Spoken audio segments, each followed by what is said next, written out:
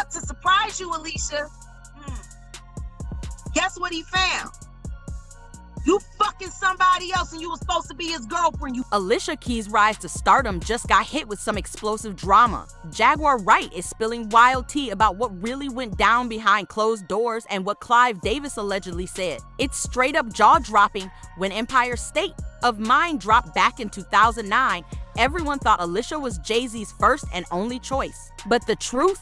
Way messier. Word is Mary J. Blige actually recorded the original version. So how did Alicia suddenly end up front and center? Insiders say some serious strings were pulled, and not just by Jay. Clive Davis was allegedly calling shots too. According to Jaguar Wright, this wasn't just about Alicia's voice. It was about staying silent, being obedient, and doing favors. Wright claims Alicia's entire career wasn't just built, it was carefully orchestrated. Let's break it down. In 2009, Jay-Z dropped one of the biggest tracks of his career, Empire State of Mind. But here's what most people don't know: Alicia wasn't even his first pick. Songwriters Angela Hunt and Janet Jinx Sewell-Ulepic reportedly wrote the hook with a different singer in mind. Jay's original choice, Mary J. Blige. She even performed her version live before Alicia's name ever came up. But then, something changed. Jay pivoted and Alicia got the call. Even then, it wasn't smooth sailing. In a 2023 interview with M9 for Point 7, Alicia admitted Jay had a hard time even reaching her. She said he almost gave up trying. But once Alicia stepped in, the song exploded, going 9x platinum, winning 2 Grammys, and becoming the New York anthem.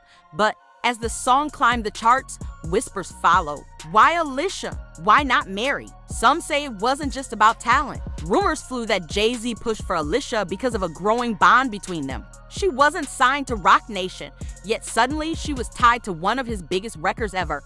Meanwhile, Alicia was backed by none other than Clive Davis, the music mogul who signed her, shaped her sound, and curated her entire image. And that's where Jaguar Wright came in swinging.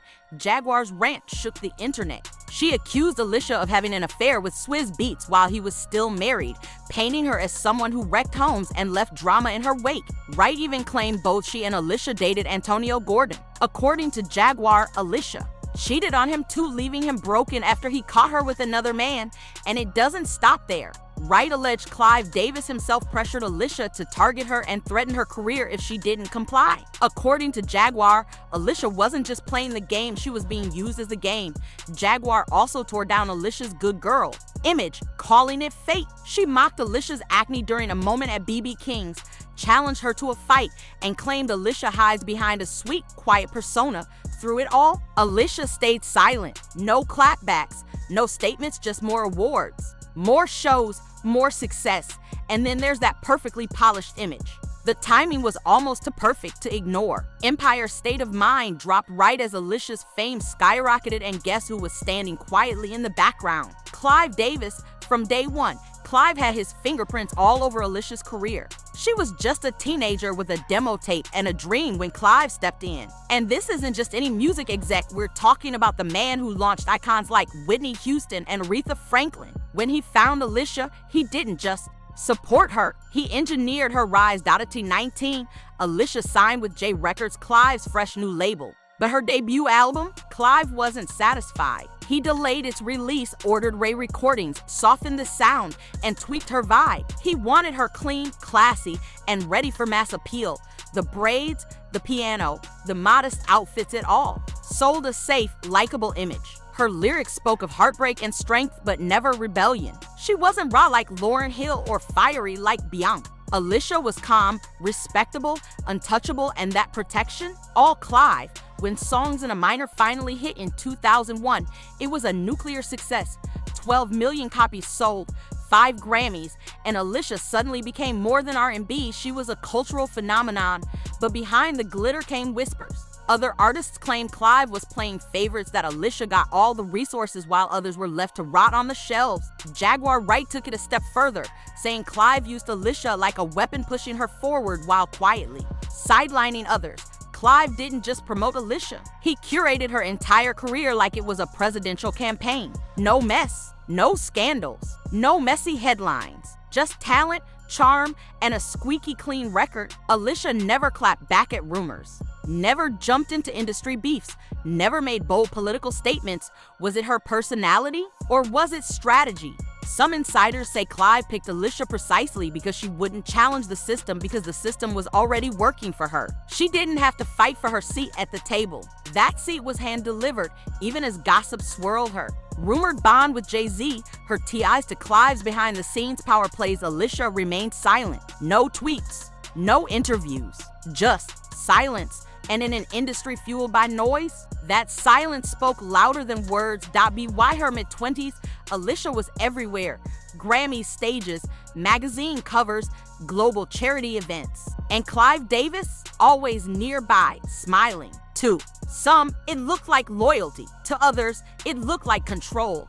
Now, with Jaguar Wright calling out Clive and questioning Alicia's independence, fans are starting to ask, was Alicia ever really in the driver's seat? Or did she survive the game by letting powerful men steer her career? By the time she linked up with Swizz Beatz, Alicia's image was bulletproof. She was the industry's golden child. But when the news broke that she started seeing Swizz while he was still married, that perfect image cracked. And some fans never let it heal. Let's rewind the timeline for a second. Swizz Beatz married Mashonda in 2004. They welcomed a son in 2006. But by 2008, Swizz had fathered a daughter with another woman, Jana Sebastian, all before his divorce papers were even signed. But it wasn't Jana that set off the real explosion. It was Alicia Keys. According to multiple reports, Alicia and Swizz started seeing each other in late 2008. Swizz claimed he and Mashonda were separated, but the legal documents, they told a different story. His divorce wasn't finalized. And when photos of Alicia and Swizz together started popping up online, Mashonda snapped. September 2009, Maz Honda dropped a bombshell. She posted an open letter aimed directly at Alicia Keys. She tagged Alicia by name and held nothing back. One line froze the internet. If you are reading this, Alicia, let me start by saying, you know what you did. You know the role you played. And you know how you contributed to the ending of my marriage? That single sentence sent shockwaves through the industry. For the first time, someone publicly called out Alicia Keys and came with receipts. But Alicia, not a word. No interviews, no statements, no Instagram posts. She let the internet tear itself apart while the rumors caught fire. Some fans immediately labeled her a homewrecker. Others argued Mashonda's marriage was already falling apart before Alicia came into the picture. Either way, the damage was done. By 2010, Swizz and Mashonda finalized their divorce. That same year, Swizz married Alicia. The timeline felt a little too convenient for fans to believe it was all innocent. That year, Alicia also gave birth to their first son, Egypt. 4 years later came their second child, Genesis. From the outside, picture perfect. A happy couple, a beautiful family. But behind the smiles, those affair rumors never fully disappeared. Even years later, Mashonda never backed down. In interviews and her memoir, she kept it real, saying Alicia didn't wait until the separation. She played a part in causing it.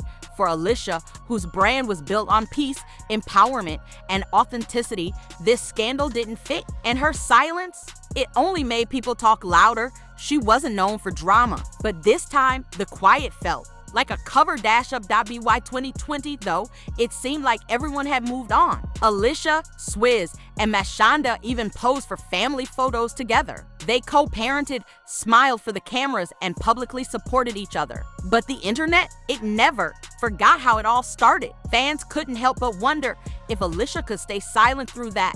What else has she kept quiet about? Then in 2016, Alicia made another headline-grabbing move, but this time, it wasn't about her love life. She showed up to the Bet Awards red carpet with zero makeup, no foundation, no mascara, no lipstick, nothing. It was bold, and it sent shockwaves through the beauty world. Within hours, photos of her bare face went viral. Social media exploded. Some praised her courage, calling her a trailblazer. First, people were clapping. Alicia was hailed as a rebel, challenging beauty standards and encouraging women everywhere to embrace their natural selves. The hashtag no makeup took off. Bare face. Selfies flooded Instagram. Feminist groups praised her.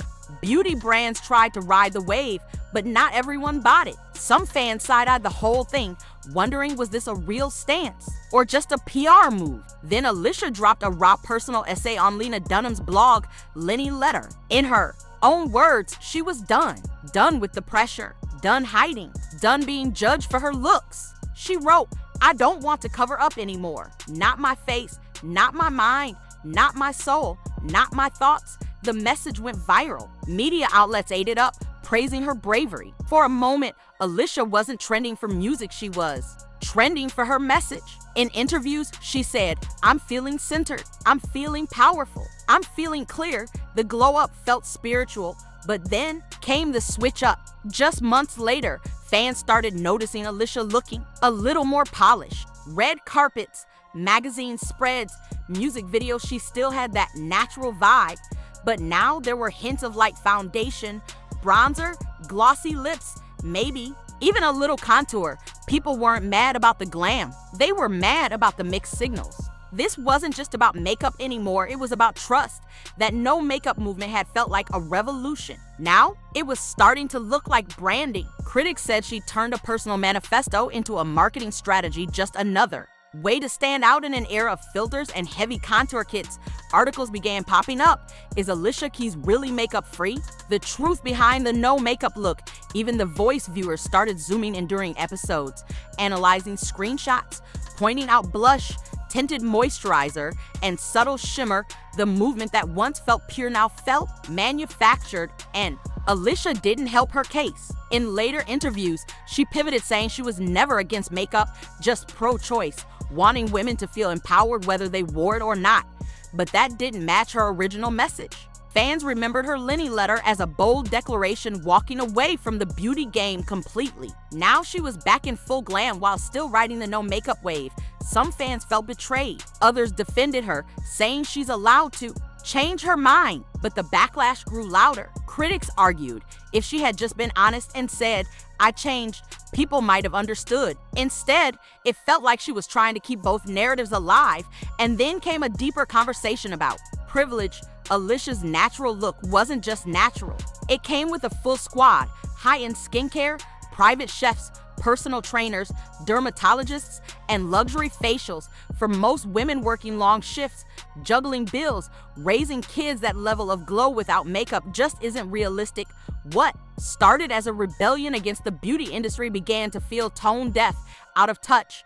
And for Alicia Keys, who built her entire brand on honesty, simplicity, and realness, this wasn't just about lip gloss. This was about trust. Fast forward to 2024, and Alicia was back in the headlines. But this time, there was no praise. She'd flown out to Saudi Arabia to perform and speak at a massive women's summit. The event was hyped up heavy, all about empowerment and female leadership. But the vibe, it shifted quick. See, the summit was in Riyadh. Yeah, the capital of a country with one of the worst records on women's rights. Not long ago, Saudi authorities were locking up female activists, enforcing strict male guardianship laws, and crushing dissent with brutal force. Yet here's Alicia, smiling on stage, singing, and preaching about women's power and global unity. The backlash? Instant. Activists and human rights groups came for her. They accused her of helping Saudi Arabia whitewash its image, making it seem progressive while women were still being silenced and punished. Fans weren't quiet either. They remembered her whole no makeup movement, her feminist quotes, her truth teller brand. And now they were asking, how does someone who talks justice turn around and perform for a government known for oppression? Even worse, Alicia didn't address any of it. No statement, no acknowledgement. She kept posting happy photos from the summit, showing love to the women she met, praising progress, and dropping peace emojis. But there was zero mention of the real issues. No talk about the jailed activists who couldn't attend. No solidarity, just silence. And that silence, it hit hard. Because while she gave speeches about freedom, women in that same country still needed permission to travel, work, or even speak freely. To many, this wasn't just a PR misstep. This felt like betrayal. Alicia had built her entire image on being different, on not playing the industry's shady games. And yet here, she was walking right into one of the biggest ones ever. Other celebs started moving differently too. some international artists who had refused to perform in Saudi Arabia through subtle shade online, reminding folks about things like the murder of Jamal Khashoggi, the oppression of LGBTQ+ people, and the kingdom's censorship.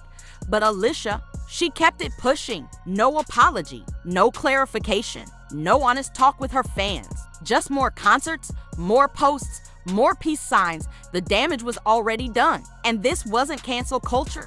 This was about accountability when you brand yourself as a voice for justice but take a check from a regime built on control. People will start asking questions. For years, Alicia Keys had been seen as one of the cleanest names in the game. But now, that shine was starting to fade. In no wild scandals, no meltdowns, no mugshots. Alicia always showed up glowing, calm, and grounded, the spiritual queen of the industry. But behind that polished glow, there were whispers industry insiders had been murmuring for years. Studio engineers, tour crew, even former collaborators. They said Alicia wasn't always the Zen goddess we saw on Instagram. There were stories of late-night blow-ups, abruptly canceled studio sessions, and unpredictable mood swings. Some even hinted at substances, not in a wild party girl way, but in a keep it hush-hush behind closed doors kind of way. Nobody went public, no solid proof. But the whispers? They didn't come from gossip blogs, they came from people inside the game. Then came the live shows. A few performances had fans raising eyebrows. At one 2019 awards show, Alicia seemed off. Her transitions were shaky. Her speech, slightly slurred. Social media caught on quick. Is she okay? Is she high? Is this nerves or something deeper? But again, no explanation. Just silence, and maybe a few years back, that silence would have worked. But not now, not in an era where fans crave transparency. They want truth, not just sage-scented quotes and soft lighting. Instead of addressing it, Alicia doubled down on her spiritual branding. Yoga videos, guided meditations, healing frequencies, interviews sprinkled with words like vibrations and alignment. On the surface, peaceful. To some, it felt like a smokescreen, a carefully curated image to hide what was really happening backstage. And people began to look closer. The no makeup movement, the Saudi summit, the music, the long silences. Was it all part of a carefully built persona? Because let's be real, Alicia went from gritty R&B star with braids and Timbs to barefoot spiritual guru with luxury skincare deals in under a decade. Transformations like that, they don't happen in isolation. Clive Davis, Swizz Beatz, Rock Nation. Her inner circle is full of people who know how to mold a star, spin headlines, and bury messy narratives. Even PR experts have whispered, when Alicia gets bad press, it vanishes fast. Blogs go quiet, articles get rewritten, interviews pulled. That level of control, it costs money. And it doesn't happen unless someone's actively protecting the brand. So when people ask, is Alicia Keys hiding something? It's not just about rumors, it's about perception. Maybe the world never really knew her. Maybe the Alicia we see is just one version, a carefully crafted version of a much messier, more complex story. Is she the truth teller? The grounded healer? Or just another industry product with a killer PR team? One thing's for sure, the silence around Alicia Keys speaks louder than any song. That's it for this video. Smash that like button, drop your thoughts below, and hit subscribe for more raw celebrity deep dives right here on Celeb Beats.